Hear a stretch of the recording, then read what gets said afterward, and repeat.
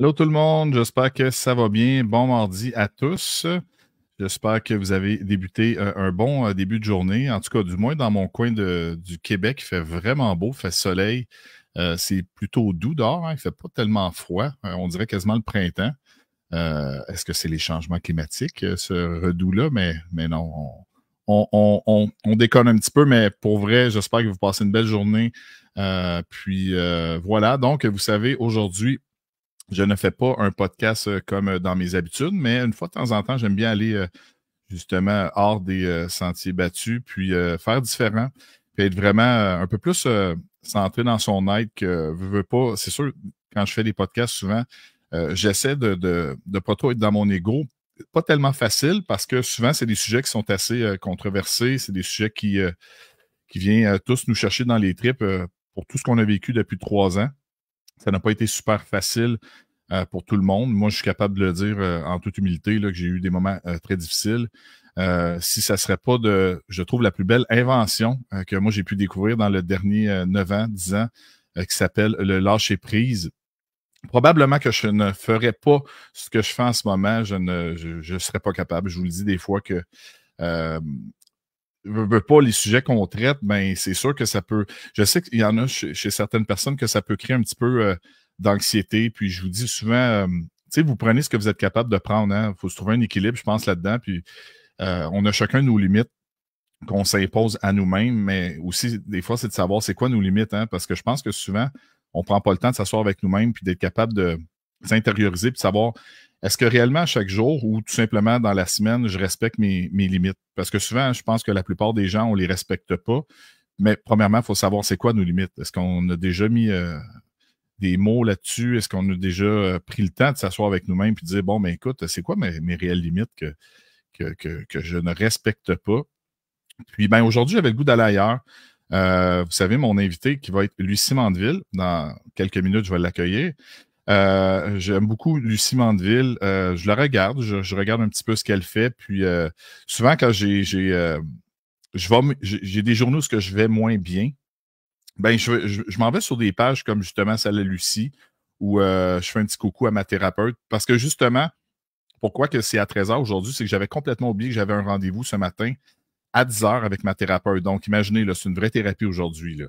Puis avant de rentrer en ondes, justement, Lucie, elle me disait, ça n'a pas été trop, t'as pas trop couru. Puis je sais que des fois qu'on va voir un thérapeute, ben, on a besoin de se déposer par la suite. Mais je sais que si je sors de chez ma thérapeute puis je m'en viens faire un podcast comme je fais habituellement, non, c'est pas, non, ça ne fonctionne pas. Puis c'est sûr que tu t'intériorises, tu es dans ton être. Puis moi, c'est vraiment à cœur ouvert tout le temps avec ma thérapeute. Là, puis je vous avoue que j'ai versé quelques larmes là, dans l'heure et demie que j'ai passé avec elle. Puis je trouvais que c'est une belle suite des choses avec Lucie, justement. C'est deux thérapies dans, dans la même journée. Voilà. Donc, je ne veux pas trop la faire attendre. Fait que je vais accueillir Lucie. Allô, Lucie? Allô, ça va bien? M'entends-tu bien? Je t'entends super bien. Toi, tu m'entends bien? Oui. Excellent. Tu es en direct, là, tu es plus au Québec, hein? Tu es retourné en Suède, je crois, c'est ça? Oui, puis c'est ici, tu vois, chez toi, c'est 13h, chez nous, c'est le soir. OK. Fait que là, il fait pas soleil chez toi, là. Il fait noir. OK. Est-ce qu'il a fait beau aujourd'hui? Non, de ce temps-ci, il pleut souvent, il neige, c'est nuageux. Ouais. Ah, OK. Ben, écoute, c'est à nous de décider comment on se sent dans une journée, hein, parce que je sais que quand même qu'il pleut une journée ou qu'il fait tempête, je sais qu'il y en a beaucoup qui sont très réactifs à la température. Puis c'est sûr que c'est toujours plus facile quand il fait une belle journée, il fait ensoleillé, là, t'entends les oiseaux chanter, t'as la neige qui fond, que justement une journée pluvieuse, mais tu sais, qu'est-ce qu'on veut faire? Qu'est-ce qu'on peut faire à ça? Toi, est-ce que ça t'affecte un petit peu les journées qui sont un peu plus pluvieuses comparativement, mettons, à une journée qui est ensoleillée? Ah, ben c'est sûr que quand le soleil sort, surtout là, ce temps-ci, l'hiver, bon, on sait qu'il est long, là, il est long chez nous, au Québec, mais il est long aussi ici. Quand le soleil sort, je suis heureuse. Mais ici, les gens savent, sont habitués, il fait souvent nuageux, il pleut souvent, puis il neige, mais il neige pas assez pour qu'on puisse faire du ski de fond. Alors, oui, ça affecte les gens, mais je trouvais que les gens avaient développé une belle humilité, justement. Peut-être en OK. partie à cause de ça. Tu Tu sais, quand tu parlais du lâcher-prise, ouais, il y a plus grand que soi qui décide aussi, qui décide de nos journées. Puis à cause de tout ça, j'ai l'impression que ici, en tout cas, la personnalité des gens est différente de, par exemple, dans le sud de la France. OK. Les gens sont un peu plus introvertis ici. Dans le sud de la France, ils sont plus extravertis. Alors, tu vois, ça peut influencer, mais il y a une tolérance. Je me souviens, j'étais en Islande. Puis, tu sais, en Islande, les jours sont très courts durant l'hiver. C'est Plus très, court très qu'au Québec? court, là. Oui, beaucoup plus court parce qu'ils sont plus au nord. OK. Donc, les journées sont courtes, là, et puis il fait sombre. Puis l'été, c'est le contraire, là. Puis je leur demandais, mais comment vous faites, tu sais, pour vivre avec c'est pas une température, mais c'est les heures, là, qui passent et puis qui sont si courtes le jour. Puis ils me disaient, ben, on s'habitue, puis on fait des choses plutôt à l'intérieur, par exemple. Ils sont très créatifs, ils sont très productifs aussi, là. Ce qui fait que je pense que, bon, peu importe, on s'adapte aussi, là, aux conditions.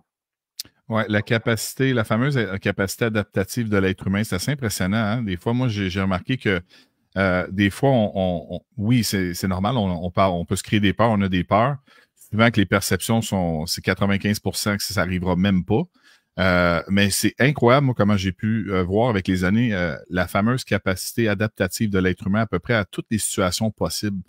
Oui. Puis moi, ça me fascine parce que autant que j'ai eu des situations dans ma vie, j'ai eu des peurs terribles, puis qu'après coup, que ça soit même un déménagement ou une perte d'emploi ou que ça soit une séparation, un de mes premiers thérapeutes, il me disait toujours, Carl, il dit, tu sais, là, en réalité, il dit dans une séparation, quand tu as une peine d'amour, en réalité, la peine d'amour que tu vas vivre, c'est même pas ça qui est tant le plus difficile, c'est vraiment les habitudes que tu as créées dans une relation. Souvent que les gens vont avoir plus de difficultés.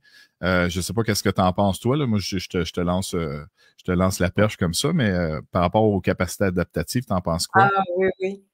Oui, oui, ben on dit que les humains, on est des très mauvais devins, c'est-à-dire que on attribue beaucoup plus d'importance aux situations qui sont pas arrivées encore, là.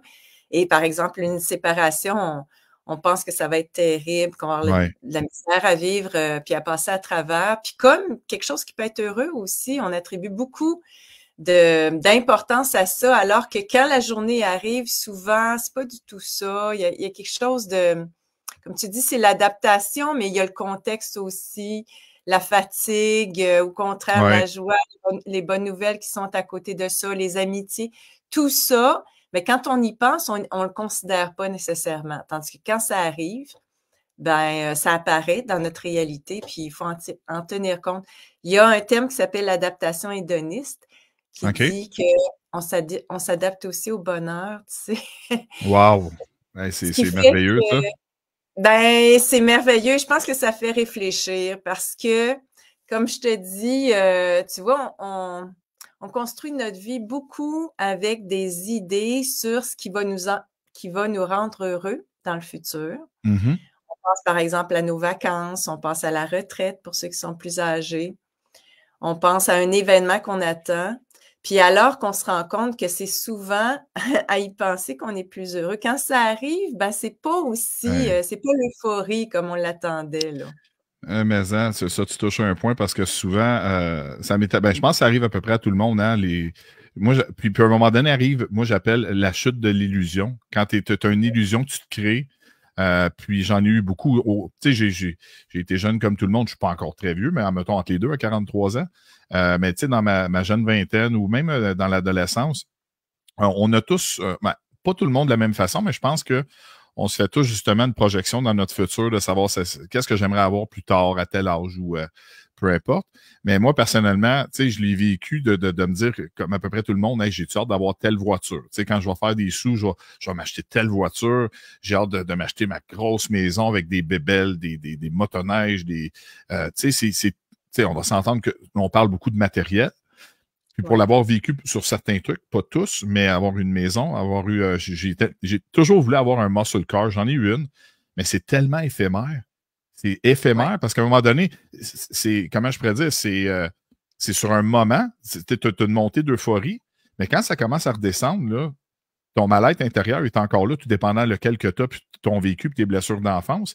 Tu te rends compte avec moi, mon vécu, avec l'expérience, puis avec les années, je me suis rendu compte tu reviens vraiment à la base quand tu viens à un moment donné parce que tu dis, c'est pas ça le bonheur, c'est vraiment pas.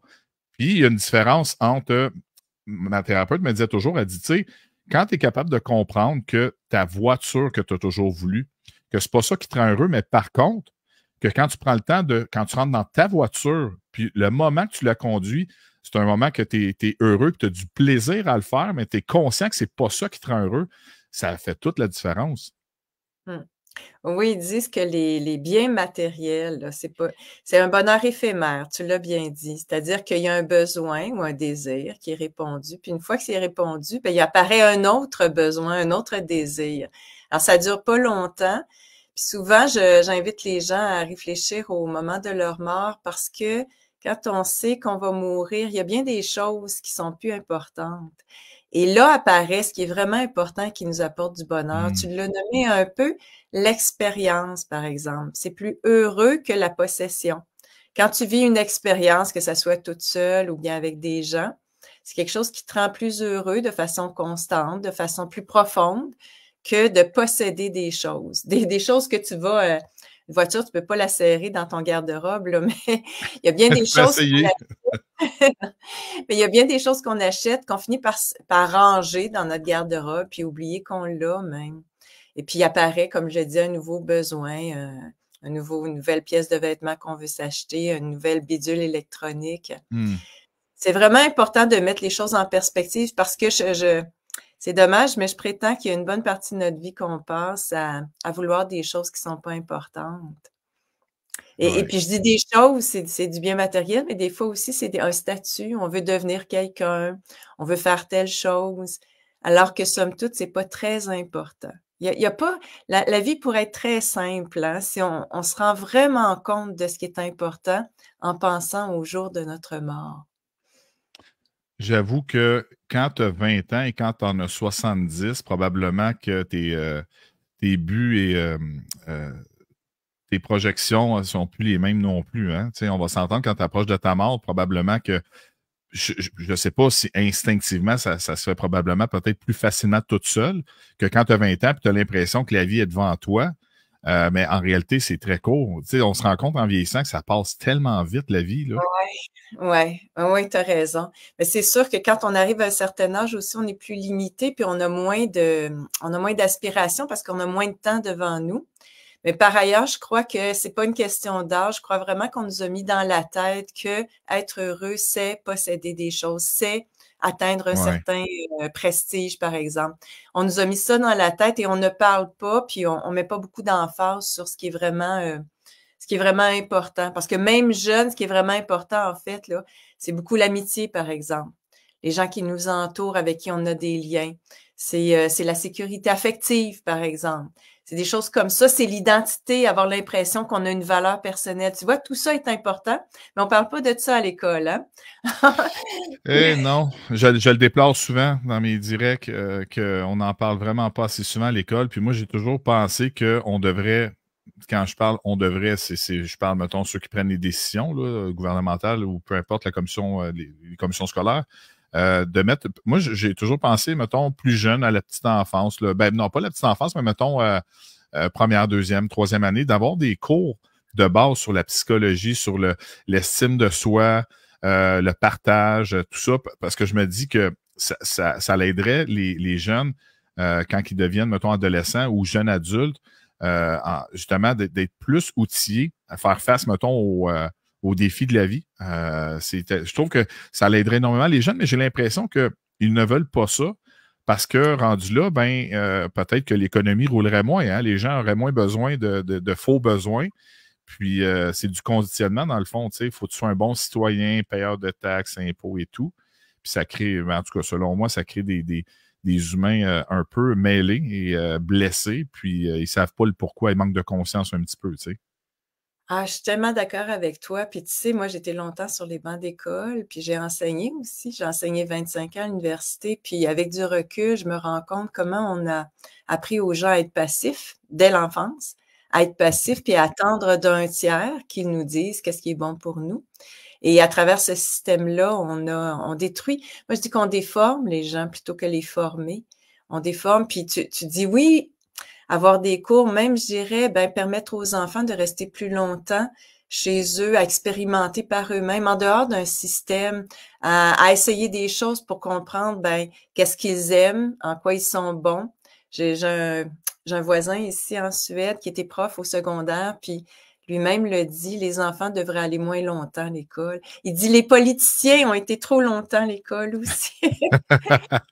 Ouais, Alors, on n'enseigne pas les bonnes choses à l'école, puis on a perdu aussi le sens de l'apprentissage. Tu sais, c'est quoi l'apprentissage? C'est d'observer un senior, quelqu'un qui fait un travail, par exemple, qui nous intéresse, puis apprendre de lui comment il le fait, puis après pouvoir l'essayer nous-mêmes, puis voir comment on peut être créatif aussi dans notre emploi. Alors, c'est l'éducation comme la politique, comme la justice, la médecine, la psychologie.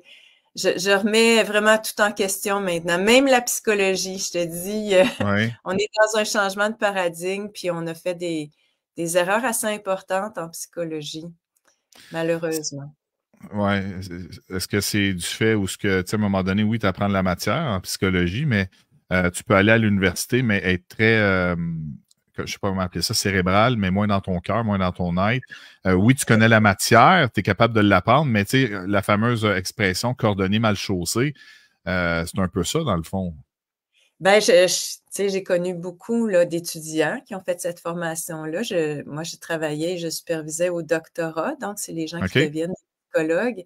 Puis malheureusement, je voyais bien comment comme je le dis, on déformait ces gens-là. Ils commençaient leur formation avec un cœur.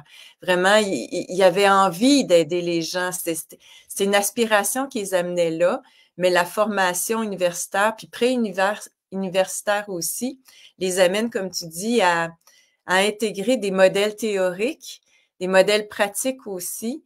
Puis, je pense que c'est tout un défi. Moi, je leur disais, le défi, ça va être quand vous allez sortir de l'université. Vous allez voir, d'abord, c'est Ouais. un monde très différent, l'université de la pratique, et vous allez devoir réapprendre à être en relation d'aide avec les gens. Puis il y en a qui réussissent, puis il y en a qui réussissent pas. Il y en a qui sont blessés dans leur formation. Je me souviens à la toute fin, là, je suis retraitée, mais à la toute fin, la préoccupation principale des étudiants, c'était est-ce que j'ai le droit ou pas de faire tel et tel geste? Puis tu Ah vois des ouais. gestes comme est-ce que j'ai le droit d'accepter des biscuits de mon client? Hey, Puis je on est me disais, rendu. oui, on est rendu loin. Je me disais, ça pas, et les gens, les étudiants venaient pleurer dans mon bureau parce qu'ils savaient pas ça. Ils savaient pas, ils doutaient d'eux-mêmes, ils se disaient pourtant ça devrait être normal d'accepter des cadeaux, tu sais. Je disais, c'est un signe de gratitude. Et Absolument. puis, ils étaient torturés intérieurement à pas savoir. Alors, tu vois, la formation universitaire, la formation là, au primaire, au secondaire, elle est faite, comme tu dis, pour qu'on devienne des dociles, Ouais. dociles et puis passifs devant nos capacités. On perd de vue notre pouvoir réel aussi, là, et notre cœur, comme tu le dis. Même si je rencontre des gens avec du cœur, même des collègues, même des gens qui ont étudié beaucoup. L'âme ne se tue pas, que je dis. Ah, C'est pas j'aime ça. possible de tuer, non, c'est pas possible de tuer l'âme. Les, les, les gens qui aiment bien le pouvoir et l'argent n'ont pas la capacité de nous atteindre à un niveau qui est, on va dire, divin, là. C'est pas Ouais. possible pour les humains, là, de faire ça. Ah, j'aime ça ce que j'entends. Puis, d'où te vient cette belle sagesse? Est-ce que tu as toujours été comme ça? Parle-moi un petit peu de toi, là. Où t'es venu peut-être l'élan du cœur ou l'idée au début de vouloir te lancer j'appelle ça peut-être l'entraide ou souvent les personnes comme toi, ils vont souvent, j'entends souvent dire moi, je suis en amour avec l'humain. J'aime l'humain. C'est ce que mon professeur souvent me dit. Puis dans ton énergie, moi, ça me fait penser à ça. J'en ai parlé justement à ma professeure. J'ai dit, hey, t'écouteras le podcast qu'elle a fait sur l'émission en toute franchise. J'ai vraiment adoré. Puis c'était vraiment drôle parce que ce que j'ai beaucoup aimé, Lucie, c'est que t'es naturel. Puis autant qu'il y avait Amélie, il y avait Stéphane qui te lançait quelques cracks dans le sens à savoir ton avis, mais de pas nécessairement parce que tu es leur invité d'être en accord avec eux, tu sais. Hum. Même t'es challengeant dans tes réponses. Puis c'était une réponse qui, ben, c'est est-ce que tu veux que je te dise ce que tu veux entendre ou je vais tout simplement dire ce qui vient de mon cœur, puis mais est-ce que ça a toujours été comme ça ou je ne sais pas, parle-moi de toi un petit peu de tes débuts, là, comment tu as fait pour aller à l'université, puis d'où te vient toute cette idée-là de vouloir aider les gens? Quand j'étais jeune, mais j'étais bonne à l'école. Puis dans ce temps-là, quand on performait, ben on aidait. Tu vois, ils nous plaçaient avec des étudiants, des élèves qui avaient moins de facilité. J'ai toujours fait ça, j'ai toujours réussi, je l'avoue, dans tous les domaines. Ce qui fait que très rapidement, je me suis mis dans ce rôle-là, puis j'aimais bien ça. Ça donnait un sens, dans le fond, à mon existence de petite fille. Puis j'aimais OK. beaucoup écouter aussi. J'étais une personne qui écoutait. J'étais beaucoup la confidente de d'autres. Alors, toujours été intéressée par l'humain aussi, comprendre l'humain. Quand j'étais toute jeune, toute petite, je voulais être détective privée. Ah ouais? J'étais OK. j'étais curieuse, oui, j'aimais ça, pouvoir trouver la solution à une énigme. Puis, ben, un humain, c'est ça, hein, dans le fond, on est très complexe. Et puis, j'aime, dans le fond, aider quelqu'un à se découvrir, à s'écouter, puis dans le respect. Puis, comme tu dis, je suis authentique, mais ça, on développe ça aussi avec l'âge parce que, je veux dire, on a moins peur de faire des erreurs, on a moins peur on a fait nos preuves aussi. Alors, je trouve ça important, oui, de ne pas dire aux gens nécessairement ce qu'ils veulent entendre, mais tu sais, comme thérapeute, c'est ça aussi. Quand on est thérapeute, on doit dire ce qu'on voit, puis des vérités qui peuvent permettre à la personne aussi de bouger, d'arrêter de Mhm. tourner en rond, parce que souvent, on répète les mêmes erreurs, on a des patterns.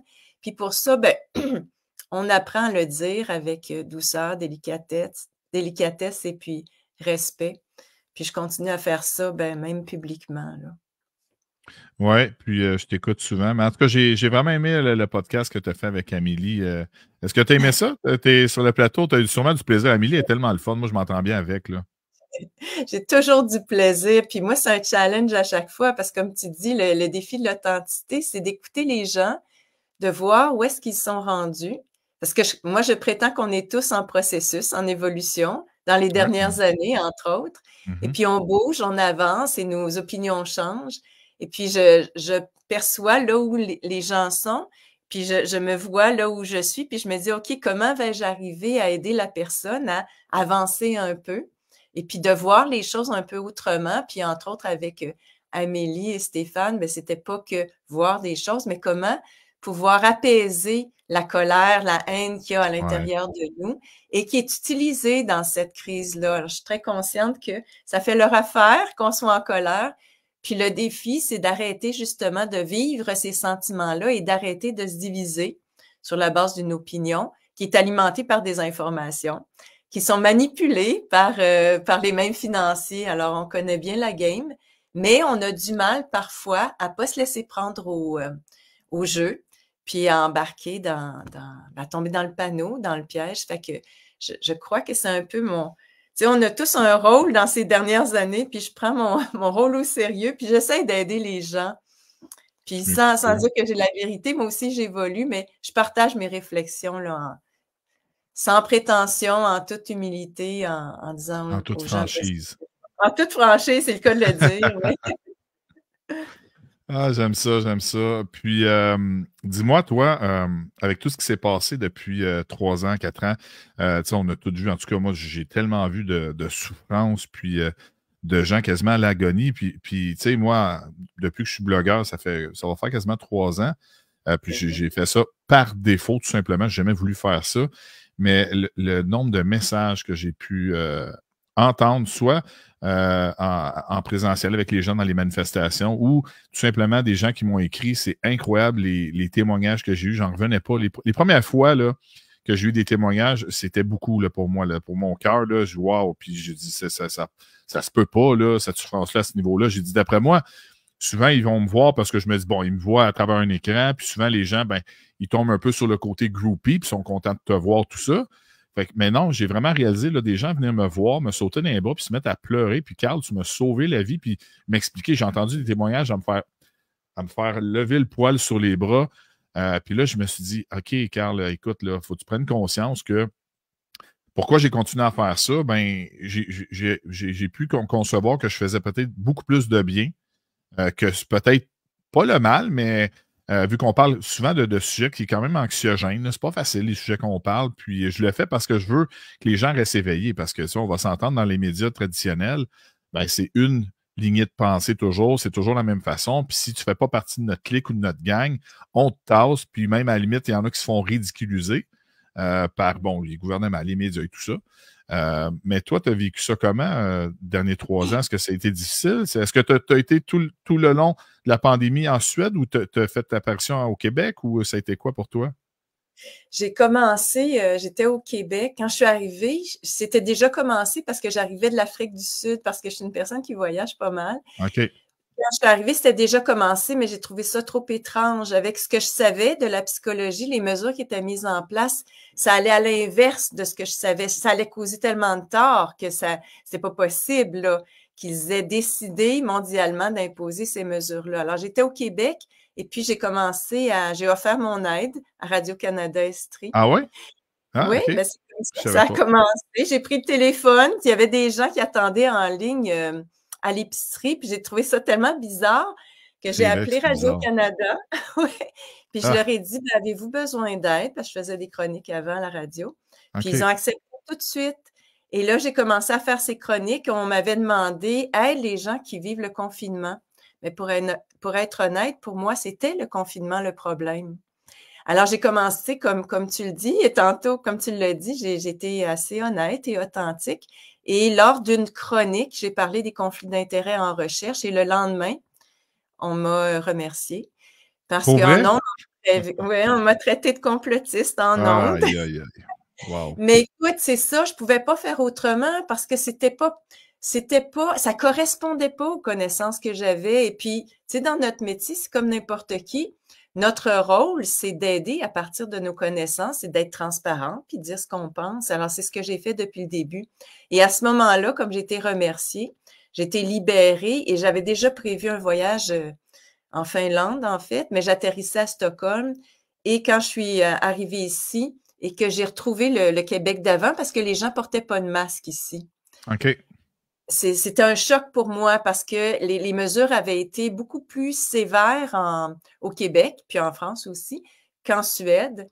Et là, ben, je suis tombée en amour avec ce pays-là qui avait des valeurs qui ressemblent aux nôtres, mais qui n'avait pas imposé ces mesures-là. Il n'y avait pas de coercition, il n'y avait pas d'amende. Alors, j'ai acheté une maison ici. Puis, depuis ce temps-là, je me promène entre le Québec, l'Europe, la France et puis la Suède. Ah, ben c'est merveilleux. Est-ce que tu es allé là-bas toute seule ou as-tu un conjoint, de la famille ou toute seule? J'étais toute seule parce que Wow. c'était par hasard que j'atterrissais à Stockholm. Comme auteur, j'allais participer à une retraite d'écriture. Puis moi, je suis assez indépendante. Je vis toute seule ici, là, mais j'ai des amis partout, comme C'est tu ça. as. Là, on a Ouais. plein d'amis, là. Tu Puis t'es on créé se des sent. liens. Oui, ben écoute, on a créé des liens à travers ces 3 ans-là. Je suis comme toi, j'ai commencé à intervenir publiquement alors que je pensais jamais faire ça. Puis, comme toi aussi, là, combien de fois j'ai eu des témoignages puis qui me disaient, ben, je dois continuer à faire ça parce qu'il y a pas tant de psychologues. Ben, puis plus psychologue, hein. Je suis une ex-psychologue, mais il y a pas Ouais. beaucoup de gens avec cette compétence-là qui aident. On a tous nos compétences, hein. Alors, ce que tu fais, là, ça aide les gens. Puis comme toi, on a vécu tellement de témoignages touchants, puis de gens qui pleurent dans nos bras, évidemment. Puis au tout départ, ce qui m'a touchée, c'est l'isolement. Et on a parti au Québec les marches pour briser l'isolement. Ouais. Puis ça m'a amené c'est ça, à rencontrer plein de gens au Québec. Puis je continue de faire ça, là, encore.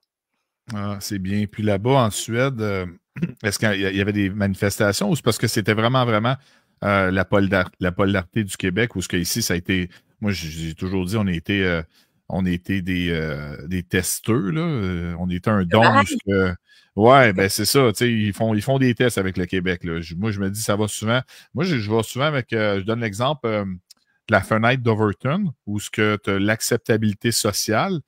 Puis j'ai dit, ouais, ici, la fenêtre d'Overton là, c'était pas mal dans toute l'acceptabilité, pas mal tout le temps. Parce que c'est sûr que, tu sais, que ce soit François Legault, que ce soit Justin Trudeau, tu sais, il y a des trucs qui ont montré publiquement, je me disais, ça n'a pas d'allure. Ça n'a pas d'allure que je me dis, ils peuvent pas être aussi stupides que ça. Je ne crois pas ça. Je dis, premièrement, c'est des personnes qui sont très intelligentes. Je parle pas, peut-être pas de l'intelligence émotionnelle, mais ici, au niveau de leur équipe qui ont avec eux, là, ils ont pas, tu sais, tu peux pas être premier ministre d'une province ou d'un pays, selon moi, puis que tu sais, à chaque jour, tu prends des décisions sur le coin d'une table, puis let's go, on va de l'avant. Puis je donne souvent un exemple où ce que Justin Trudeau, une vidéo que j'avais mis souvent où ce qui s'en va dans une pharmacie, il rentre dans la pharmacie, il filme, et là, tu sais, il fait son devoir de citoyen selon lui. Je ne sais pas si tu sais, si tu l'as déjà vu. Il rentre dans la pharmacie, il s'en va voir une pharmacienne, il lui serre la main, tu sais, échange, en tout cas, selon eux, tu sais, bon, mettons, échange de microbes, s'il y a des virus, échange de virus, pas de masque. La pharmacienne lui dit, ben, le médecin est là, il s'en va voir le médecin, serre la main du médecin, et là, de voir Justin sortir son masque de ses poches tout taponné et le mettre dans son visage. J'ai dit, ben non, c'est une joke, là, ça n'a pas d'allure. Fait que là, je me suis dit, il ne peut pas être aussi cave que ça. C'est sûr que je me suis dit ça, c'est de voir à quel point, c'est des tests de voir à quel point le peuple, la population sont prêts où sont prêts à aller dans ce qu'ils peuvent accepter. Puis après coup, d'avoir aucun journaliste de poser une question là-dessus, je me dis, ben voyons donc. On veut enrayer, le fameux virus. La première chose, c'est qu'il nous montrait comment qu'un masque, il faut bien le faire. Il faut toucher les cordes, il ne faut pas toucher le masque. Puis là, lui, tout taponné de ses poches, il va me faire à croire que monsieur, personne dans son équipe, t'es premier ministre du Canada, que là, tu fais ça là, comme un gros nono. Non, j'ai dit non, ça n'a pas d'allure, c'est extrême. Là. Fait que moi, c'est là que j'appelle ça un peu la fenêtre d'Overton, où ce que, bon, est rendu où l'acceptabilité? Oh, OK, on est là. Parfait. On peut aller de l'avant dans certains trucs qu'il voulait peut-être imposer. Tu sais, je ne sais pas ce que tu en penses. Oui. Ben, il y aurait tant à dire par rapport à ça. J'ai parlé beaucoup d'intimidation. C'était juste une question d'intimidation. On tend des perches, on voit si les gens embarquent dedans. Puis si oui, ben on va de l'avant. Le mépris aussi, j'ai réalisé le mépris. Ben, c'est ça, le mépris s'impose quand les gens acceptent d'être méprisés. Alors, depuis toujours, quand je te dis, depuis l'enfance, on est assis passivement, écouter un professeur, un enseignant, bien, ça forme aussi, là, cette passivité, elle est apprise du début, là, de l'enfance, là. Alors, ça, c'est une chose. Moi, je vais peut-être te décevoir, mais je suis convaincue que ces gens-là ne sont pas intelligents. Les chefs politiques ne sont pas intelligents. Ils sont manipulés. Non, tu ne me déçois pas. Je suis même contente que tu me dises ça. Non, mais Trudeau, c'est des marionnettes, là. Eux sont marionnettes. Tu sais, il faut que tu comprennes que si il y a eu un conditionnement par la télévision, OK, sur la population, qui a créé un état d'abord de traumatisme, puis d'hypnose, à force de répéter un message. C'est vrai. Il faut que tu sois conscient que eux, à ce niveau-là, dans leur réunion, ils ont vécu le même conditionnement et encore plus. Alors moi, j'ai eu la chance, à un moment donné, de parler à une députée pour me rendre compte qu'ils croient ce qu'ils disent. Ils font des choses qui sont absurdes, qui sont surréalistes pour nous, mais eux ne sont pas conscients de ça. Ils ont l'appât du pouvoir et de l'autorité. Ça, c'est l'autorité, je dirais l'argent. Ça, c'est clair. Tu vois, c'est comme c'est des poissons et leur proie, c'est l'argent et l'autorité, le pouvoir, parce que quand Legault, Trudeau, ben, ils avaient tu sais, les conférences, là, pratiquement à chaque jour, là, à un moment donné, là. Vraiment, OK. Il faut que tu comprennes que si tu vis ça, c'est grisant de vivre ce moment de gloire, ce moment de pouvoir. T'es pas prêt à lâcher. Alors, ils sont manipulés avec tout ça et on sait probablement d'autres choses. Alors, ces gens-là, c'est des personnages. puis moi, je vais très loin dans ma compréhension de la politique. Pour moi, tous sont des personnages qui sont utilisés pour nous garder dans le système, nous faire croire au système, nous faire attendre un sauveur et nous éviter de prendre conscience de notre réel pouvoir. On a le pouvoir du nombre. Quand on décide que l'on cesse d'être méprisé, tout s'arrête. Mais ils vont tout faire pour éviter ça. Puis je le vois que, bon, certains d'entre nous embarquent encore dans cette idée que le système est encore bon, qu'on va pouvoir élire des bons premiers ministres. Mais c'est ce que je pense, c'est mon opinion. Non, mais c'est correct, puis c'est ça qu'il faut, parce qu'on n'en a pas eu aucun débat du tout pendant 3 ans. Il y a eu un narratif. Je dis toujours qu'il y en a eu un seul qui a voulu être capable de s'approcher un petit peu puis poser quelques questions à François Legault. Ça a été François Maléga, puis il a fini en prison pendant 4 mois. Fait que c'est ça. Ça, c'était leur façon de faire. Puis pourtant, ils essaient toujours de nous prôner leur fausse empathie. Hein, comment que moi, c'est ce que je voyais d'eux autres. Là. C'est des discours, comme tu dis, c'est des marionnettes. Moi, j'appelais ça un show, un show de série B, plate, très plate, même, je te dirais, puis avec aucune empathie. Mais il faisait comme assemblant, comme s'il y avait l'empathie, qu'il comprenait. On sait que c'est long, un autre 28 jours qui dure à peu près 6 mois. Les couvre-feux, bon, on pourrait toutes les renommer encore, là. Euh, mais j'ai trouvé ça tellement pathétique parce que, encore une fois, c'est là qu'on voit justement, pour quelles raisons qu'ils sont là, justement. J'avais justement une question là-dessus pour toi, Justin ou Legault. Selon toi, mettons, de s'acharner à vouloir rester là, comme on voit Legault qui dit qu'il va faire un 3e mandat, mais il avait dit qu'il allait possiblement être là juste pour un mandat. Là, puis là, c'est la chute catastrophique là, en ce moment dans les sondages. Ça n'a même pas de sens. Puis, même affaire au fédéral avec Justin Trudeau, il sait très bien qu'il ne va pas rentrer au pouvoir un 2e mandat. Là, dans les sondages, là, ça ne va pas très bien pour lui. Mais pourquoi il s'acharne comme ça? Est-ce que ça fait quoi le pouvoir? À un moment donné, tu rentres là, c'est du gros pouvoir qu'ils ont, là, de pouvoir tout contrôler un pays au complet, une province. Ça fait quoi en dedans d'un humain, ça? Si c'est déposé à mauvais escient, un exemple? Oui, oui, oui. Encore une fois, j'aurais plein de choses à dire. Vas-y, je te laisse aller. Je veux répondre à ta question, OK, puis on la retient, OK, mais je veux OK. aussi revenir sur quand tu parlais d'empathie tantôt. C'est bien Ouais. important de comprendre qu'il fonctionne en ce moment de la même manière que les pervers narcissiques. C'est-à-dire qu'un pervers narcissique, ça frappe, puis après, ça manifeste de la compassion. Et puis c'est OK. comme ça que la personne est enfermée dans un cercle vicieux dont elle peut pas sortir parce que elle se sent aimée. Elle se sent aimée et puis ça fait qu'elle s'accroche à celui qui la maltraite. Alors, c'est un jeu, c'est pervers, mais c'est comme ça qu'en ce moment que ça se passe, là. Et puis là, bon, qu'est-ce que ces gens-là ont à gagner à rester là? Je vais être honnête encore une fois, j'ai pas l'impression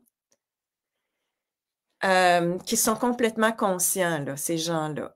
OK. Mon impression, c'est qu'ils sont véritablement utilisés. C'est nécessairement pas des gens heureux. Comme tu le dis, le gain du pouvoir, OK? Ce qui est grisant dans ce pouvoir-là, il est illusoire. C'est des gens qui sont malheureux, qui sont satisfaits. C'est un peu comme un psychopathe peut être satisfait, mais pas heureux. C'est une OK, je comprends. satisfaction. Tu comprends? Et l'autre chose, c'est que, bon, mon point de vue, c'est d'avoir observé que ce qui a toujours fonctionné, c'est de mettre quelqu'un au pouvoir, de le discréditer pour entraîner quelqu'un d'autre au pouvoir et laisser croire au peuple qu'il participe à cette démocratie en Ah, allant aux élections aux urnes. Alors, le jeu actuel, ça a toujours été comme ça. Ça pourrait pas être différent maintenant, comprenez? Alors, ça a toujours été un chef qui finit par se faire détester. Et là, il y a quelqu'un, il y a Poilievre, qui se prépare à rentrer ouais, au ouais, jeu. Et lui, ben, ça sera autre chose parce que lui va avoir à gérer le déficit. Et on sait ouais. très bien que le déficit, c'est un instrument de contrôle, de surveillance. Alors, tu vois, c'est juste bien attendu. C'est comme ça que ça se passe. Alors, Est-ce il que tu sait, crois lui, que. et je vais ajouter quelque chose que je vois qui est malheureux chez nous et dans plusieurs pays, c'est que la haine qu'on peut éprouver à l'égard de Trudeau et des premiers ministres et de tous ces Mhm. gens-là au pouvoir, elle pourrait conduire à des guerres civiles. Et comme Ouais. ils souhaitent ça, et ce qui est le plus impressionnant pour nous, il faut tabler là-dessus, c'est le pacifisme. Tu as parlé de François Amalega. Le Ouais. pacifisme dans lequel on est resté pendant 3 ans, il est admirable. Et C'est je vrai, pense ça. on peut vraiment compter là-dessus. On est bon. On est bon parce que ça prendrait Mais, moins hein. de ça là, pour perdre le contrôle. Et puis ce pacifisme-là, c'est la meilleure revanche pour que nous, on puisse garder le pouvoir, puis éventuellement, Moi, je dis, il faut arrêter d'aller élire des gens, il faut arrêter de participer aux élections. Je veux dire, c'est un spectacle, là. Pour une autre vie, peut-être, hein? Hein? Qu'est-ce que tu dis? Excuse-moi. Je dis pour une autre vie, peut-être, parce que pour faire ce que tu dis là, parce que moi, je pense la vraie solution, ça serait que personne n'ait voté. Mais ça prend vraiment, je pense, un niveau de conscience très élevé parce qu'on voit comment que tout le peuple en général, leur limite d'acceptation d'à peu près n'importe quoi, parce qu'il y en a beaucoup là, qui aiment Legault, là, puis qui sont là, puis wow, mais que vouliez-vous faire autrement qu'il aurait pu faire? C'était difficile. Puis écoute, moi, je me mets dans ces bobettes, j'aurais jamais voulu être dans ces bobettes. Je prétends pas que c'était facile. Moi, c'est plus le côté, toutes les décisions qu'il a pris que non, ça, c'est non pour moi, puis c'est pas ça qu'il fallait faire parce que moi, je compare ça souvent en ce moment, là, cet hiver, là, c'était la grippe. Tous les hôpitaux débordaient avec la grippe, mais pourquoi que tout d'un coup, aussi drastiquement, il n'y a aucune mesure pour la grippe les résultats sont à peu près les mêmes en général, parce qu'il y en a des gens qui meurent de la grippe aussi, puis ça a toujours été. Comment ils peuvent faire en sorte que là, tout d'un coup, tout ce qu'on a fait vivre au peuple depuis 3 ans avec les mesures les plus liberticides que pas sur nos droits et libertés, puis là, que tout d'un coup, comment on ferait pour justifier qu'on ne peut plus mettre de mesures? Aucune, là. Aucune restriction pour la grippe. Bien, c'est là que je vois que moi, je dis aux gens, regardez comment ils pensent, comment que vous allez réagir. Il n'y aura aucune réaction, il n'y aura aucune résistance. Vous allez faire comme, bah, c'est correct, c'est normal, c'est ça, c'est ça. Ils n'ont même pas besoin de se justifier tellement que, selon moi, ben, ils se disent, ben, regarde le peuple, ils ne vont pas réagir, ils n'ont même pas réagi. Ils ont voté pour Legault unanimement encore plus aux dernières élections, puis il n'y a rien qui se passe, tu sais. Je ne sais pas si les élections sont réelles, mais en tout cas, on ne le sait pas. Mais, tu sais, il y a une chose qui m'a beaucoup, moi, réveillée parce que moi, je croyais à la politique avant, je croyais à l'éducation, à la justice, je croyais à tout ça. Alors, c'était un choc pour moi là, durant ces 3 années-là. Mais comme j'étais à l'étranger, j'ai pu constater que non seulement les mêmes décisions, mais les mêmes mots étaient utilisés par les gens en autorité politique. Alors, quand Arruda disait « il faut aplatir la courbe » et que je l'entendais dans un autre pays, je me disais « c'est pas possible ». D'une part, je me disais, c'est pas possible. C'est pas eux qui prennent les décisions. On sait que c'est McKinsey qui imposait leurs décisions. Alors, ça a aucun rapport. Puis, les élections, pour moi, c'est arrangé, là. Les sondages sont arrangés, les élections devraient être arrangées. Mais tu as raison que la population est naïve. La population a été hypnotisée. Puis, en même temps, j'ai l'impression qu'ils jouent un jeu, dangereux. Puis, je parle pas des politiciens, je parle de les marionnettes. Ils jouent un jeu dangereux parce que plus ça va, tu vois, les gens perdent confiance dans les médias traditionnels. Bon, c'est récupéré dans... C'est vrai, c'est réel, ça, mais c'est récupéré dans les médias sociaux. Mais s'ils vont plus loin, moi, je le vois comme 2 mouvements. Ils avancent, ils n'ont pas le choix d'avancer. C'est un jeu d'échecs qu'ils jouent, mais en même temps, avance un mouvement qui est très important de gens qui sont plus conscients, plus on dit des gens qui sont éveillés.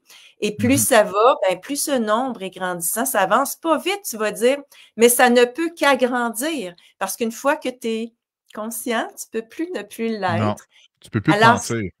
Tu peux plus te mentir à toi, puis tu es alerte et vigilant par rapport à ce que tu observes dans ce qui circule comme information. Alors, écoute, oui, moi, je crois pas que ça va se faire rapidement, ce changement-là. Un changement de paradigme, c'est toujours très lent. Les gens aimeraient que ça se passe rapidement. Je le disais, moi, assez rapidement. Je l'ai dit, si vous attendez un changement rapide, vous allez être déçus parce qu'il n'y a rien qui va changer. Si, en fait, il se passe quelque chose d'important maintenant, le paradigme ne sera pas changé, le système va rester le même, c'est juste les personnages qui vont changer. C'est ça. Alors, il faut... pour tempérer, dans le fond. C'est pour tempérer la population, tu sais. Oui, pour leur donner confiance dans le système. C'est pour ça que ça peut être extrêmement long, parce que je pense comme toi que ils ne sont pas niaiseux. Si eux autres voient que là, ils sont en perte de contrôle, je parle au niveau de la population, puis sont proches d'un exemple d'une révolution, d'une guerre civile, parce qu'ils ont poussé peut-être un petit peu trop loin, trop rapidement, ce qu'ils voulaient mettre en place, puis la réception n'était pas celle qu'eux pensaient, ben ils vont s'ajuster. Comme tu dis, ben là, on change de premier ministre, on tempère, le calme revient. Bon, c'est illusoire, mais le calme revient dans la population parce que, bon, Poilievre, on va s'entendre, si lui rentre au pouvoir, on l'a entendu depuis 2 ans, dans ses idéologies, il est le contraire de Trudeau. Fait que les gens, wow, c'est notre sauveur. Mais en réalité, c'est d'autres problèmes qui vont arriver. Parce que c'est facile d'émettre plein de belles promesses, mais encore là, faut-il les tenir aussi, là. Mais le discours qu'on entend de lui, j'aime bien. C'est sûr que j'aime mieux son discours à lui, là. Je suis pas niaiseux non plus, tu sais. Non, mais c'est la déception qui va jouer pour le peuple. La déception, c'est-à-dire que c'est un peu comme du M, là. Il se présente un personnage. C'est un personnage qui fait des promesses. Le personnage arrive au pouvoir, tient pas ses promesses, parce qu'évidemment, pour rentrer dans ce système-là, il est manipulé comme les autres. Et là, il y a une déception qui est vécue. Mais la déception, elle joue, on pourrait dire, en notre faveur, parce que tu vas espérer. Puis c'est comme une relation avec un conjoint ou avec quelqu'un, un ami. Tu vas espérer. Puis à un moment donné, tu deviens tellement déçu que tu décroches. Tu décroches, mais complètement, puis tu n'espères plus. Et là, tu veux changer. Puis j'ai vu dans des pays, tu sais, ça s'est fait, hein, cesser d'élire, cesser d'aller voter. Ah ouais? En Côte d'Ivoire, oui, j'ai vu ça. Les gens étaient tellement conscients de la corruption qu'ils n'ont pas été votés. Il y a eu un 10% de vote. Ils ont dû annuler cette élection-là.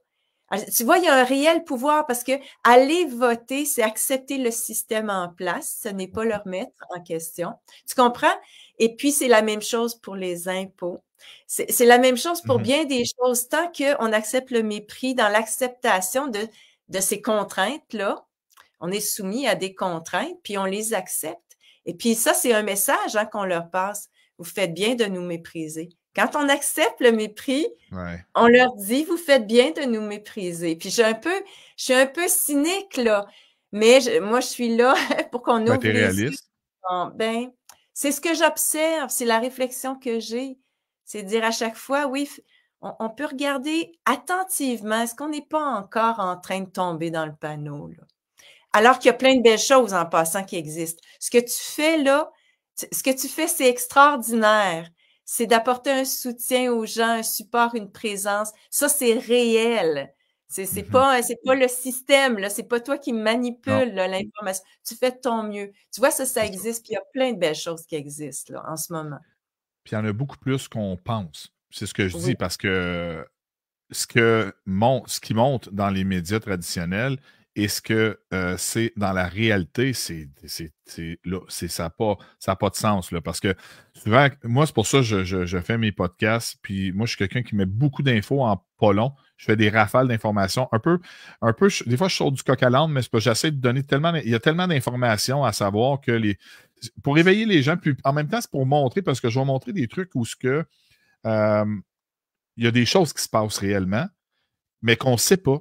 Puis là, que ce soit des nouvelles comme, à un moment donné, tu as une nouvelle qui sort, à telle place, il y a un rassemblement de 10 000 médecins et experts qui vont déposer une plainte ou, tu sais, des trucs comme ça, que 10 000? Fait que, tu sais, de là à dire à quelque part qu'on a tous entendu dans leur discours, leur narratif, souvent, on suit le consensus scientifique. Tout le monde est unanime. Les scientifiques le disent. OK, non, mais attends un petit peu. Les scientifiques que vous payez à venir sur vos plateaux, c'est quoi leur cachet qu'ils ont? C'est sûr que tu nourris pas la main qui te nourrit. Là, c'est une façon de parler, mais encore là, si tu es intègre, puis tu as tes convictions en dedans de toi, moi, je ne suis pas achetable. J'ai perdu mon emploi pendant la pandémie parce que moi, c'était ça. Bon, d'accord, j'avais pas de famille à faire vivre, j'avais pas d'enfants, mais quand même, il faut le faire pareil. Puis je ne juge pas aucune situation que les gens ont vécue parce que je sais que c'est pas facile. Mais par contre, moi, j'aime dire une chose. Quand les gens me disent qu'ils n'avaient pas le choix, attendez un petit peu. Je comprends ce qu'ils veulent dire, mais il y a une nuance importante à faire ici, puis tu me diras ce que tu en penses, Lucie. Quand on dit qu'on n'a pas le choix, ce n'est pas vrai qu'on n'a pas le choix. Tu as un choix, oui, de perdre ton emploi, puis ça se peut que ce choix-là, il n'est pas très sexy, puis ça se peut que tu te ramasses dans la merde. Mais le choix est toujours là. Puis ça, c'est ma prof qui me disait ça. Mais ça se peut que ton choix, il ne sera pas populaire. Ça se peut que tu perdes ta maison. Ça se peut que tu perdes des amis. Ça se peut que tu te fasses renier dans ta famille. Mais le choix, tu l'as quand même. Mais il est très difficile. Mais c'est un conditionnement, tu sais, de dire, c'est un réflexe de dire, j'avais pas le choix. Non, c'est pas vrai que tu n'avais pas le choix. Mais je ne juge pas. Mais il faut toujours savoir, selon moi, qu'on a quand même le choix de faire, de prendre la décision, oui ou non. Tu sais. C'est très aidant d'avoir des modèles comme toi, comme tous ceux qui ont fait ce geste-là, de perdre à la fois un emploi ou une relation familiale, amicale, conjugale. Tu vois, ces gens-là, ils servent d'inspiration pour aider les gens qui croient ne pas avoir le choix. Et je trouve que c'est important d'en parler. Puis, tu sais, je dis souvent, les gens qui sont comme nous, des personnages publics, c'est pas les... Je veux dire, oui, on est inspirant, mais il y a des gens qui sont derrière, là, qui apparaissent pas publiquement et qui ont fait des gestes courageux Ouais. et dont on devrait parler beaucoup plus souvent parce que tu vois, il peut y avoir un écart entre ceux qui disent je n'ai pas le choix et par exemple des grands gestes extraordinaires, alors qu'il y a des gens qui font des tout petites choses qui sont inspirantes et qui permettent d'influencer positivement les gens. Je veux revenir avec on n'a pas le choix. Je trouve ça. Ah, ben d'abord, le consensus, écoute, en passant, ils ont semé des termes qui n'existent pas. Le Ouais, consensus je t'ai entendu dire ça sur le podcast avec Amélie, là. Ouais, vas-y, là, tu te c'est laisse vraiment, aller. ben oui, c'est important de le dire parce que moi, je suis une ancienne scientifique, puisque comme professeur d'université, on doit faire de la recherche. Donc, pendant 25 ans, OK. j'en ai fait. Mais pendant ces 25 ans-là, jamais je n'ai entendu le terme consensus scientifique. C'est drôle, hein? C'est un Ouais, nouveau terme qu'ils ont introduit à la télévision, à TV, pour à la faire TV. croire que les scientifiques s'entendaient entre eux. Et puis, c'est beaucoup plus complexe et nuancé que ça. Mais on n'a pas le choix. Je trouve ça vraiment important d'y revenir parce que, tu sais, faut être, à mon avis, humble parce que même moi, j'ai pu dire un jour, je n'ai pas le choix, mais pas d'accepter les contraintes. Je n'ai pas eu le choix, par exemple, de commencer à dire ce que je pensais. Il y a des forces qui nous poussent intérieurement, puis on va dire la même chose. J'avais pas le choix. Je sais pas pourquoi j'ai commencé à faire des vidéos. Je sais pas pourquoi j'ai commencé à faire les marches pour briser l'isolement. C'était comme intérieurement une poussée qui m'amenait, qui me dépasse dans le fond individuellement. Alors, modestement, j'ai pu dire moi aussi, j'ai pas le choix. Et bien des gens ont dit, j'ai pas le choix, mais on parlait de deux choses différentes. On parlait soit de cette force intérieure, de cette petite voix même intérieure, ou Mhm. encore on parlait de cette contrainte sociale. On a l'impression, puis on n'a pas tort, qu'on vit dans un système où les êtres humains, on est des grégaires, on a besoin des autres et entre autres de l'approbation des autres pour se sentir en sécurité. Puis ça a joué. Puis plutôt que, comme tu dis, de juger, je pense qu'il faut comprendre puis permettre aux gens de se comprendre aussi, de voir c'est quoi les obstacles qui les empêchent d'être eux-mêmes. Puis je pense que c'est ça que tu fais là, dans ton émission, entre autres, des aider à se comprendre eux-mêmes.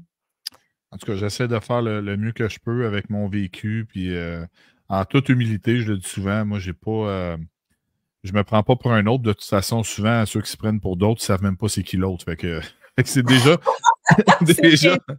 ouais, déjà, c'est difficile de juste vivre avec nous-mêmes, d'essayer de nous comprendre avec nos difficultés qu'on a, les contraintes qu'on peut avoir dans notre vécu. Puis, tu sais, c'est des montagnes russes, hein, la vie. Hein. C'est souvent, il y a des ups, il y a des downs. À un moment donné, c'est plus stable.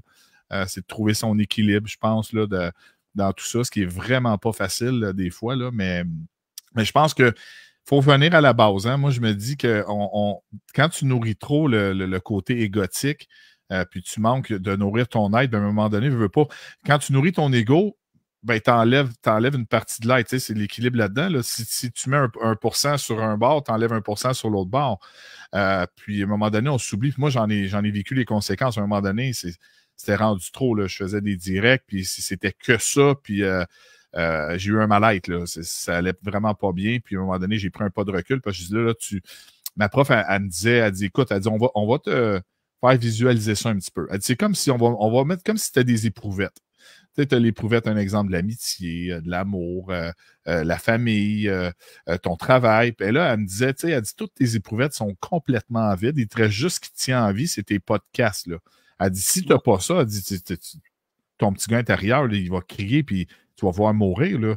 C'est ça qui te tient en vie à un moment donné, mais il faut que tu prennes conscience que c'est important je ne sais pas te trouver un réconfort, mais d'aller nourrir autre chose que ce qui nous rend anxieux. Parce que oui, d'être éveillé puis d'être conscient, c'est une chose. Mais si ça te rend malade, moi, c'est pour ça que je dis aux gens, si tu viens sur mes podcasts et ça te rend malade, ben, viens peut-être juste une fois par semaine au lieu de 5-6 fois par semaine, tu sais, puis prends 10 minutes au lieu de prendre l'heure au complet. C'est de trouver l'équilibre. Puis, pour enchérir là-dessus, un peu comme la réduction des méfaits, si, un exemple, tu sais que moi, j'ai mal, puis je décide que là, j'ai un problème d'alcool, puis je me saoule, ben, ma prof, elle me disait toujours, elle dit, tu sais, à un moment donné, de mettre un plaster, ça peut être intelligent. Elle dit, surtout quand tu es conscient que tu le fais. Elle dit, j'aime autant que tu ailles te chercher ton six-pack au dépanneur, OK, que tu te mettes une balle dans la tête. Elle dit, c'est intelligent de faire ça. Mais quand tu es conscient que tu le fais, puis à un moment donné, ça va mieux, ben, il faut que tu l'enlèves, le plaster, parce que ça ne guérira pas ta blessure, là, tu sais. Ouais, c'est intéressant ce que tu dis. C'est vrai, ces histoires d'éprouvettes-là, de savoir trouver l'équilibre dans pas mettre toute ton énergie dans cette aide que tu voulais apporter, parce que tu as aussi d'autres aspects dans ta vie. Pour parler de l'ego, moi, souvent, je fais référence à un bouclier parce que l'ego, ça dépend comment on le définit en passant, hein, mais l'ego, qui est la représentation de soi, qui est le personnage public, par exemple, il est souvent là comme un bouclier pour protéger nos vulnérabilités. On a tous des fragilités. Et on ne se rend pas compte que quand on dépose le bouclier, souvent aussi l'autre devant nous va se permettre d'être vulnérable. Alors, c'est pour ça que c'est intéressant ce que tu disais tout à l'heure par rapport, entre autres, tu faisais référence à la vidéo qu'on a faite avec Amélie, Ouais. de se présenter authentiquement. Je pense que c'est aussi une façon à la fois de déposer mon bouclier, par exemple, mais aussi d'aider les autres à se montrer tels qu'ils sont. C'est un peu ce que tu fais là. Fait que ça, c'est sur l'ego. Tu as tout à fait raison. Puis le plaster, oui, je trouve ça bien. C'est un plaster, ça doit pas devenir un bandage qui recouvre tout le corps, on pourrait dire ça. Mais les plasters, on a tous besoin, on a tous des plaies qui sont vives et cette crise-là a ravivé beaucoup de plaies, hein. Absolument. Soyons conscients que on peut pas dire que ça va super bien. Non, tu es très modeste dans ce que tu dis en ce moment, je le sens. Ce que je veux dire, c'est que je me rends compte que tout ce qu'on a vécu là, dans notre vie, si c'était pas un but, ça a eu l'effet de rendre la vie un peu morose. Tu sais, et puis là, les 3 dernières années ont accentué ça. Et bon, demain, c'est la fête de l'amour. Et puis je me vrai, ben oui. oui, C'est je vrai. me disais, puis je pensais à 1984 où on avait radié l'amour dans ce récit-là. Et puis c'est pareil pour toutes les émotions, surtout les émotions positives. Alors, il faut être conscient qu'il y a peut-être une volonté de nous rendre un peu comme des robots, à ne plus ressentir les choses. Et ces plaies-là, ben, elles existent vraiment. Alors moi, même si j'ai enseigné la psychologie qu'on dit positive, j'étais là pour accueillir la souffrance. Puis la souffrance est importante. Il y a les deux, tu vois. Il y a la souffrance, puis il y a les grandes joies ou les petites joies qu'on peut éprouver. Tout ça, c'est important. Et le pire qui pourrait arriver, c'est qu'on devienne indifférent et insensible. Alors, c'est un grand défi. On a plein de défis en ce moment. Puis la bonne nouvelle, c'est qu'on est conscient, puis on peut relever ces défis-là. Oui, c'est vrai ce que tu dis, là. Ça fait beaucoup de sens pour moi. Puis tous les défis. Puis c'est vrai que la souffrance, moi, je pense beaucoup que, tu sais, c'est pas un passage obligatoire, je pense, mais ce que tu veux pas apprendre par la sagesse, tu vas l'apprendre par la souffrance si tu veux pas l'apprendre, tu sais. Puis moi, il y a beaucoup de gens que c'est comme ça. Là. Moi, je l'ai appris, j'ai eu des souffrances extrêmes, j'ai fait une très grosse dépression, je pense que ça fait déjà 10 ans, 9 ans. Mais par la suite, j'ai pu comprendre que ça a été une des plus beaux cadeaux que j'ai pu avoir dans ma vie parce que ça m'a fait un énorme éveil de conscience. Ça m'a emmené un côté empathique énorme. J'ai touché tellement un bas fond, c'était tellement dégueulasse que j'ai touché à voir. Tu sais, si c'était pas de mes croyances, Lucie, probablement je serais plus là parce que moi, j'ai tellement peur que OK, tu t'enlèves la vie puis tu finisses. Mettons, tu es dans le néant à l'éternité. Là, je me suis mis à y penser. Ferme tes yeux, tu es dans le noir, il n'y a personne autour de toi, tu n'entends rien. OK, c'est bien beau 1 heure, après 1 heure, tu paniques, mais tu es là toute l'éternité. Fait que juste ça dans mes croyances me fait en sorte que Bon. je dépasserai jamais la limite, je le sais consciemment. Fait que, mais de savoir ça dans ces croyances-là, moi, ce que je trouvais difficile, c'est comme un catch-22. Tu n'as plus de solution. Tu dis, OK, ben là, Continue à souffrir. Vas-y, goûte-y à ton caca, là, comme on dit. Là. Puis, mais c'est ça. La souffrance, ça a une raison d'être, je pense. Puis, il y en a malheureusement qui passent pas au travers puis qui s'enlèvent la vie. C'est très malheureux. Mais ça m'a fait découvrir ma très grande dépression, qu'il y avait beaucoup de gens qui souffraient. Puis c'est là que j'ai commencé à comprendre que quand il y avait des gens qui souffraient, ben, c'est important que tu les écoutes. Des fois, c'est juste une présence. Ils ont besoin de sentir que tu es là. Puis ça m'a emmené tellement une empathie incroyable. J'avais beaucoup d'empathie chez les gens qui souffraient. Je le banalisais plus. J'allais plus dans la banalité de dire, ben là, oui, on fait une dépression. C'est quoi ça, une dépression? Là? Prends des antidépresseurs et ferme ta gueule. Je me disais ça pour vrai, là. Puis j'ai jamais été quelqu'un de profondément méchant. J'ai toujours été, je considère, une belle et une bonne personne. Mais ça m'a ouvert quelque chose que jamais j'aurais pensé pouvoir découvrir. C'est vraiment l'empathie. Puis c'est merveilleux parce que rendu là, tout est possible. Là. Ah, c'est tellement précieux ce que tu dis là, puis c'est tellement précieux ce que tu as appris. L'écoute et l'empathie. Les gens se doutent pas que c'est le monde à l'envers, en fait. C'est dans ce monde qui a été construit sur l'ego, hein, sur la Ouais. réussite, par exemple, puis par exemple, la capacité de s'exprimer. Les gens ont oublié que ce qui est encore plus important, c'est le silence, l'écoute, la présence. Ça, Mhm. c'est... Et ce que tu dis, c'est vrai, on n'est pas tous obligés de vivre une dépression ou un cancer pour comprendre quelqu'un qui passe à travers ces expériences-là. Mais ça apporte ça, cet avantage de pouvoir comprendre l'autre et d'arrêter de juger. C'est très important. Puis d'ailleurs, ben, tu vois, on parlait de ce qu'on peut apprendre à l'école.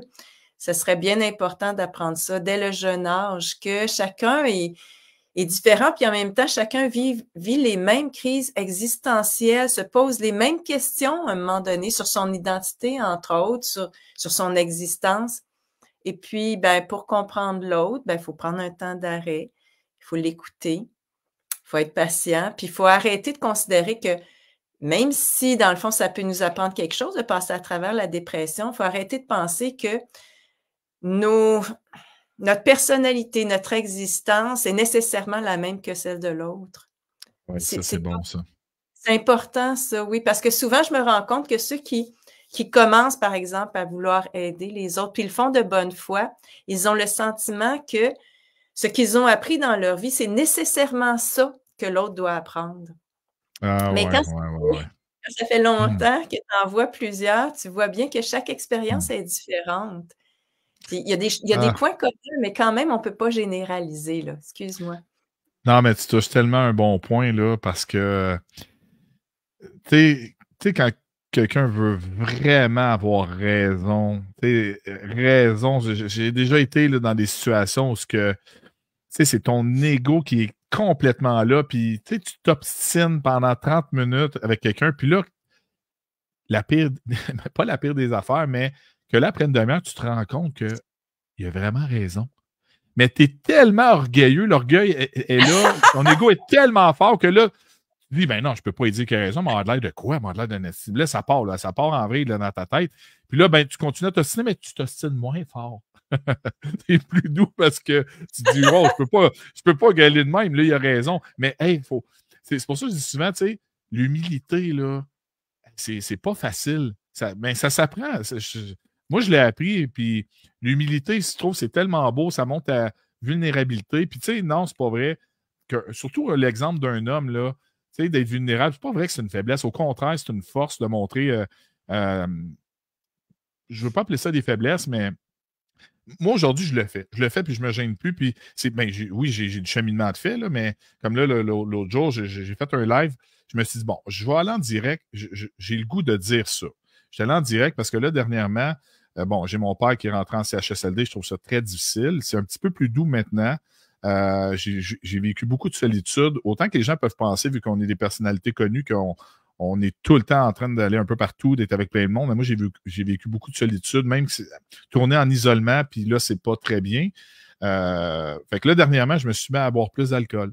Puis à un moment donné, j'ai atteint mes limites. J'ai dit non, là, c'est assez. Là, t'es rendu que tu bois tous les jours. Puis moi, boire socialement, ça a toujours été correct.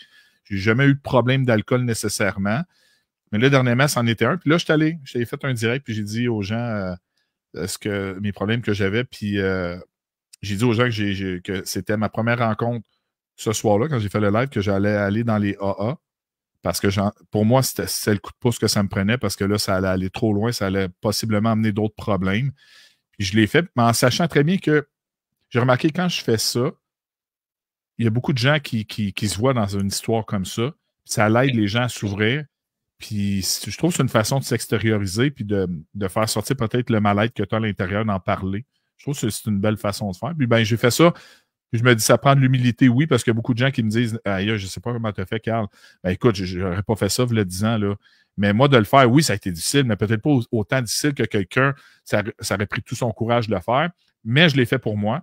Puis je l'ai fait en même temps, ben, pour peut-être que si ça peut aider des gens, ben, je dis, OK, je vais de l'avant, puis je vais le dire, tout simplement.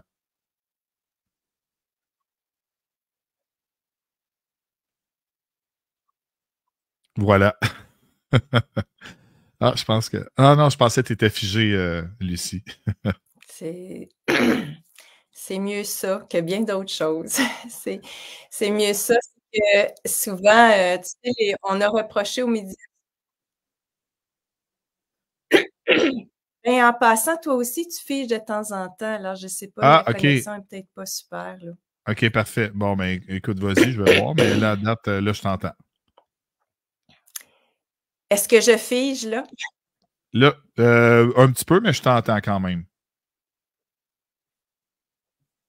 Ouais, la connexion n'est pas à son top, hein? Bon, peut-être qu'on on va conclure éventuellement. On va Ouais. conclure. Mais, ce que je disais, c'est mieux ça que bien d'autres choses parce que, tu sais, les médias sociaux, on a reproché à ce système-là de présenter que l'image, glorieuse des personnages publics. Et puis, ça a eu un impact très négatif. Moi, je me souviens très bien d'avoir été interrogée par une journaliste qui voulait aborder ce point-là, parce que les gens se comparent continuellement, puis ils se comparent à des images. Tu sais, ils ne voient pas la personne là, dans son quotidien avec ses difficultés. Alors, ce que tu fais, je te dirais que c'est sain. C'est sain et socialement sain. On a besoin de ça. Et en plus, tu sais, dans la recherche, on a démontré que ce qui aide le plus les gens, c'est les groupes de soutien, c'est les pairs, OK. P-A-I-R-S. C'est-à-dire que plus que les spécialistes, c'est les gens comme toi qui admettent un problème et qui fait en sorte qu'une personne qui a le même problème que toi va s'accepter, se pardonner et être en cheminement pour changer. Bien plus que si cette personne-là, elle paye 100 pièces pour aller voir un psy, là. Mhm. Alors, c'est important. C'est important d'en parler aussi. Et tu l'as senti, les gens sont venus vers toi en Ouais. disant comment tu les as aidés. Ben moi, je te confirme que tu les aides et que ça coûte Ah, moins ben, cher qu'aller voir un psy. oui, c'est vrai, c'est gratuit. Hein? Ils viennent sur un podcast, puis let's go. Ben, comme aujourd'hui, je suis convaincu possiblement que notre conversation, je vois des super beaux commentaires, que ça doit aider les gens probablement parce que ils trouvent peut-être le réconfort, les réponses. Ou des fois, ça arrive à temps. Hein. Un peu les synchronicités. Hein? Tu vois des synchronicités, là, quelqu'un dit ah, là, j'en avais vraiment besoin. Je suis tombé pile poil sur ton podcast, puis bon, merci, ça fait du bien. Puis non, puis c'est ça, comme tu dis, ben, c'est gratuit. Ça ne coûte rien de venir puis écouter. Puis vous pouvez toujours aller aussi sur la page à Lucie. Est-ce que tu t'en fais plus? Ben, tu émets plusieurs trucs sur ta page. Tu fais aussi des directs aussi. Est-ce que tu reçois des invités dans tes directs des fois?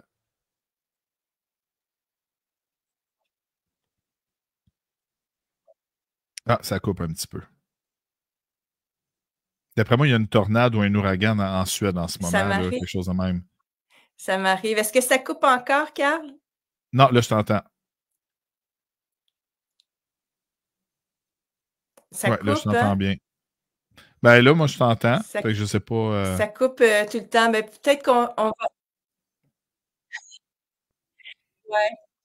OK, Moi, parfait. je Ouais, suis on dans va y le aller sur fond la du bois. conclusion. Là, peut-être mon appareil est fatigué, mais moi, OK. là, tu me reçois bien.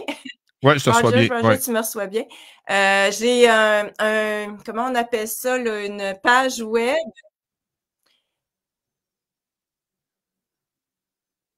mais c'est en décalé, hein? Il y a un Ouais, ouais, ça déphasage, coupe là. un petit peu, mais sinon, j'afficherai. Mais c'est ça, oui, tu as une page web. justement, vas-y donc, on va voir si ça coupe encore. Ouais, ouais, ouais. Je te disais que j'ai une page web, luciemandeville.com. Les gens peuvent tout trouver là. OK. Donc, luciemandeville.com. Je continue ta phrase. Bon, c'est ça, là, ça lag et ça coupe. Je vais voir si ça va revenir pour dire un mot de la fin. C'était malheureux, c'était super. Je pourrais parler pendant 2 heures encore avec Lucie comme ça. Mais allez voir sa page, luciemandeville.com. Vous pouvez la trouver justement sur Facebook. Ah, c'est ça, non, là, son réseau n'avait pas problème. J'avais plein de trucs à présenter encore avec elle. Ça fait quand même déjà 1 heure et quart, mais ça passe tellement vite avec des belles conversations comme ça. J'avais plein de questions à lui poser. Euh, mais écoutez, j'adore recevoir des invités comme ça. Je trouve que ça fait des beaux directs. Ça fait différent. Hein? Ça fait différent de nos sujets qu'on peut parler un peu comme que ce soit le mouvement LGBTQ, là, de tout l'acharnement qu'ils mettent sur les enfants en ce moment. J'ai vu une vidéo sur le live de Samuel un matin. Il y a Amélie Paul aussi qui l'a posté. Je vais vous la montrer, là, la vidéo.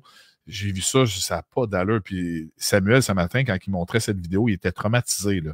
Vous irez voir son direct, il dit: Je ne peux pas comprendre que les humains s'en vont dans cette voie-là pour les enfants. Écoute, je vous montre la vidéo. Là, j'étais sur la page de Amélie. Regardez bien ça. Même moi, je suis traumatisé. Ça dit défilé de la fierté gay. Mais des enfants, là. C'est pas des adultes, là. Des enfants en Espagne. Ça n'a aucun bon sens. Regardez ça.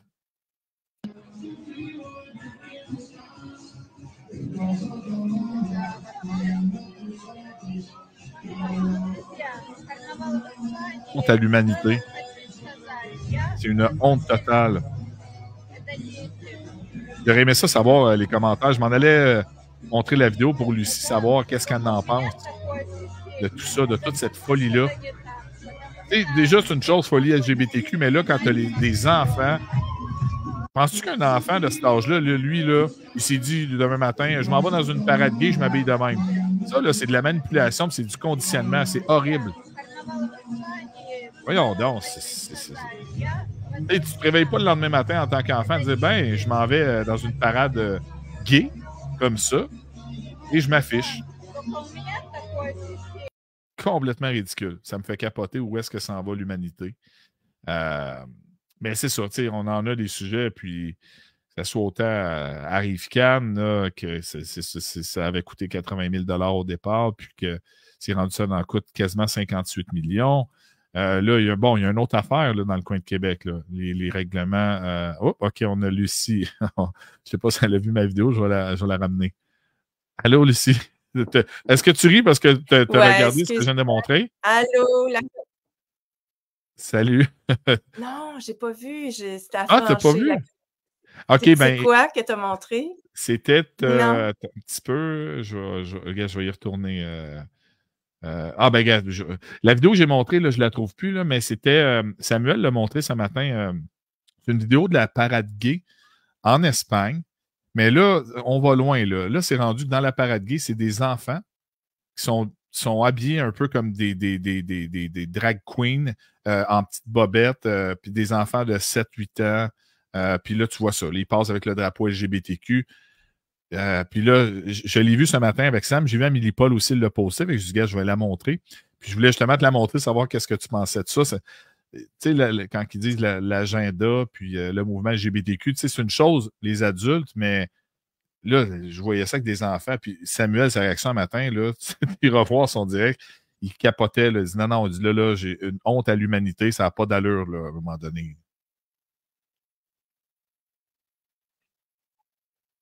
Ça lag encore, hein? Est-ce que ça lag ou non? Ouais.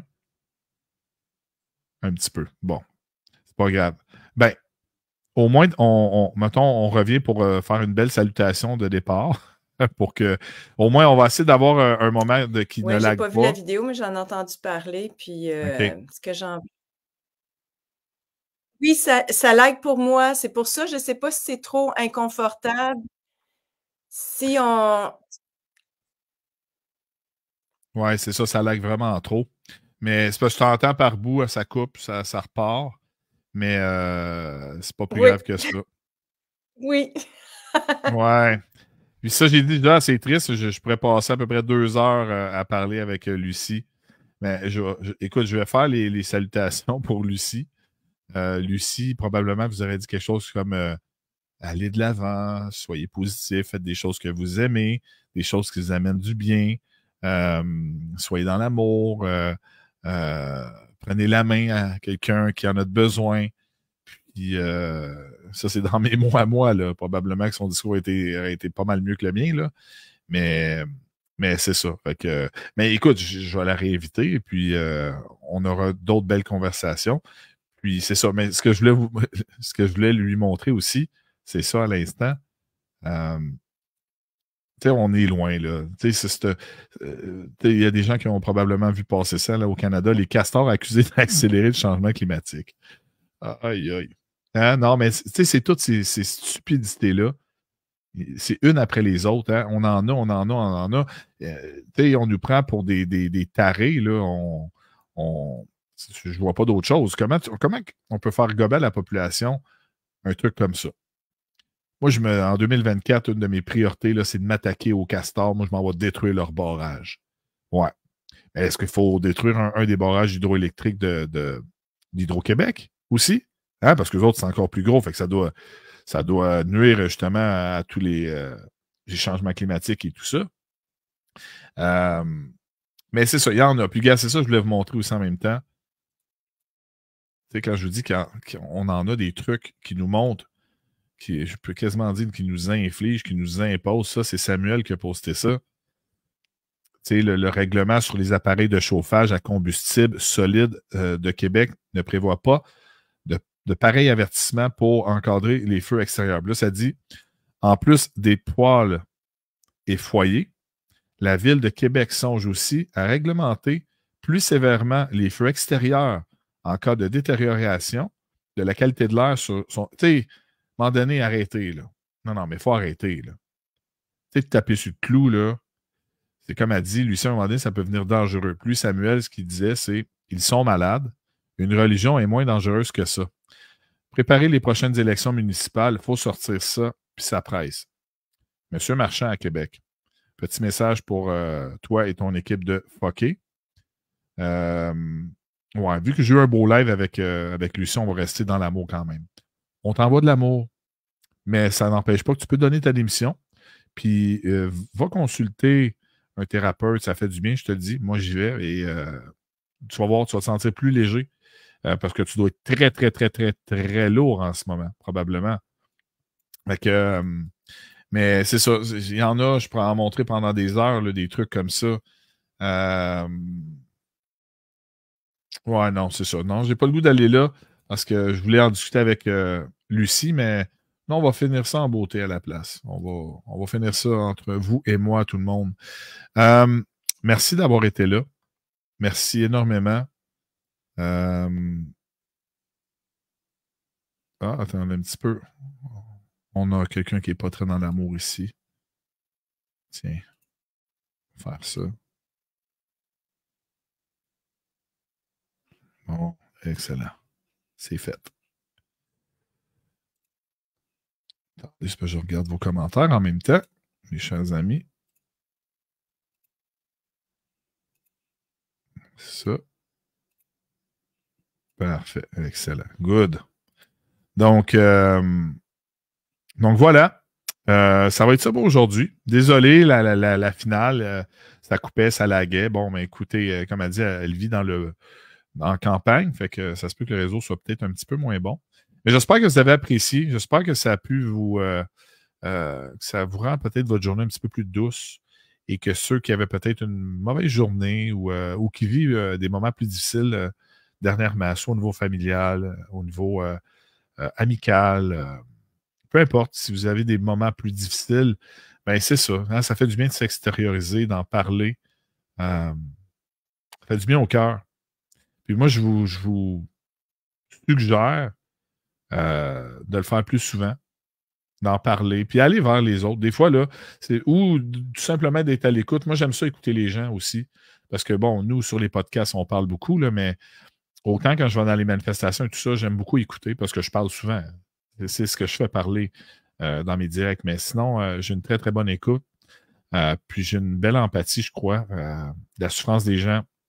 Quand les gens me parlent, les gens me content, vous me contez vos histoires, j'apprécie toujours énormément. Je trouve ça, je me sens privilégié que vous me faites une belle confiance comme ça. C'est très, très, très apprécié. Continuez à le faire. Je vais toujours apprécier. Je vais jamais